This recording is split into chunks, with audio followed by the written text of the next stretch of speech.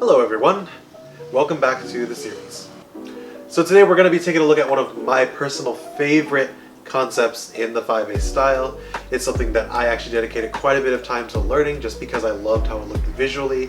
So today we're actually going to be looking at this concept, which finds itself getting inspiration from poi and glow stringing, which is another skill set that I've kind of dedicated a lot of time myself to. And this concept is simply called a spiral. Spirals, of course, were a concept that was greatly popularized by 5A player Miguel Correa from Yo-Yo Factory, as this was a concept that he did in quite a few freestyles and performances, and it's something that is just very visually appealing. But it's definitely a little bit tricky to grasp. We're going to be delving deep into this concept to try to dissect all the little parts, and hopefully by the end of this we'll get a greater understanding for how to actually perform this trick and perform it in a really clean way. Of course, first of all, let's see what the trick looks like.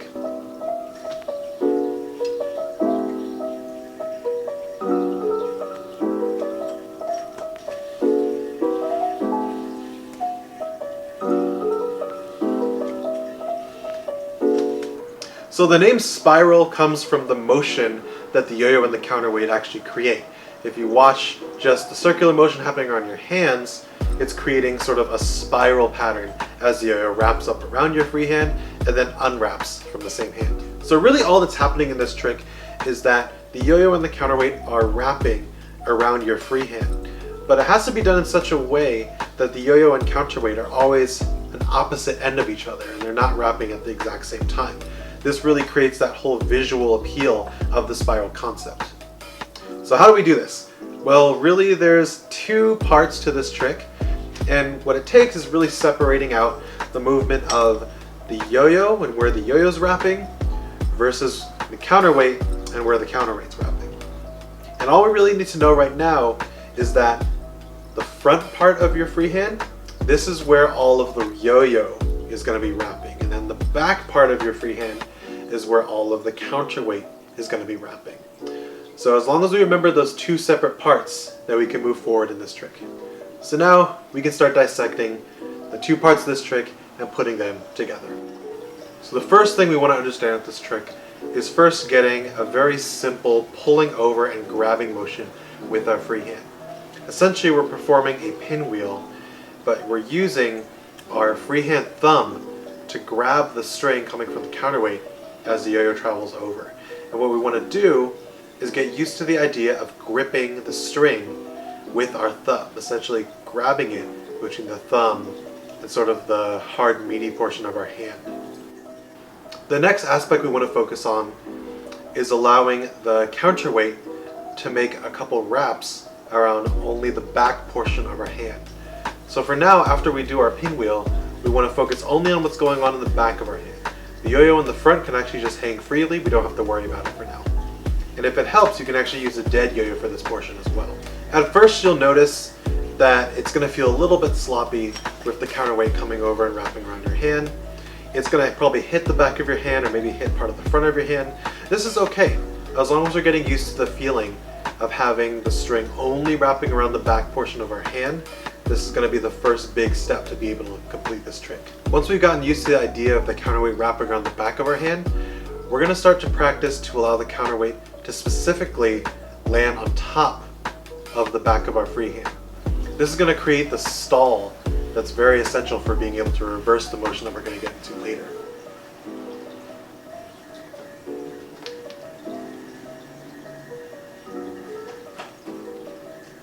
Now, we're going to split this up and focus on the front part of our hand. And this is where the yo-yo is going to be wrapping.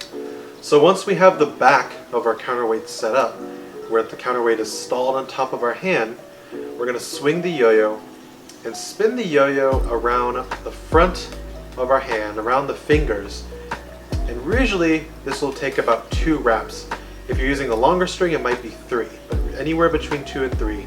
You just don't want to have only 1 wrap. You want to make sure you have more than 1. And this is where we're going to be practicing this a lot. Getting the back wraps down very clean with the counterweight, and then once we have that down, getting the front section of the wraps with the yo-yo. After a while, when we start to get comfortable putting these two side by side, then we'll start to get to the point that we can start to attempt putting them both together.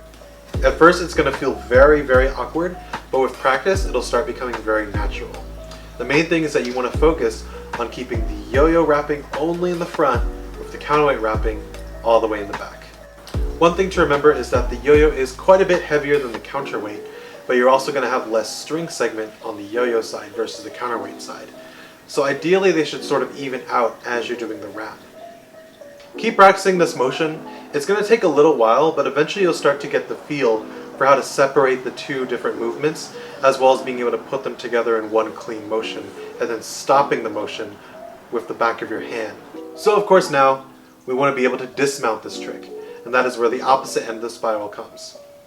The best way to unwind this trick is to think of the counterweight being the first object to move. Ideally, what we want to do is we want to turn our free hand towards the direction of the unwind, and that turn is going to accelerate the motion of the counterweight to start the unwrap. As we're doing this, we now focus on the front yo-yo and the yo-yo unwrapping from around our hands. Once we've been practicing this for a little bit, we can actually start to put the two together, winding all the way up, giving it a pause, and then unwinding the motion. And then eventually, you don't even need a pause in between the two motions. You can do a quick kickback by rotating your hand, and then have a clean inward and outward spiral all together in one.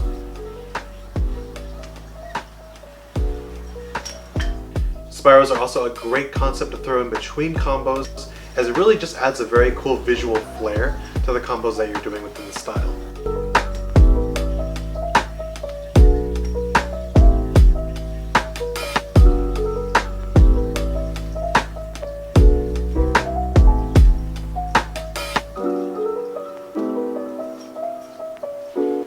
This is definitely a very difficult concept that'll probably take quite a while to grasp, so don't feel frustrated if you feel like you're struggling with this. There's a lot that really goes into this trick, but give it time, give it more perseverance, and eventually I know you'll be able to grasp it.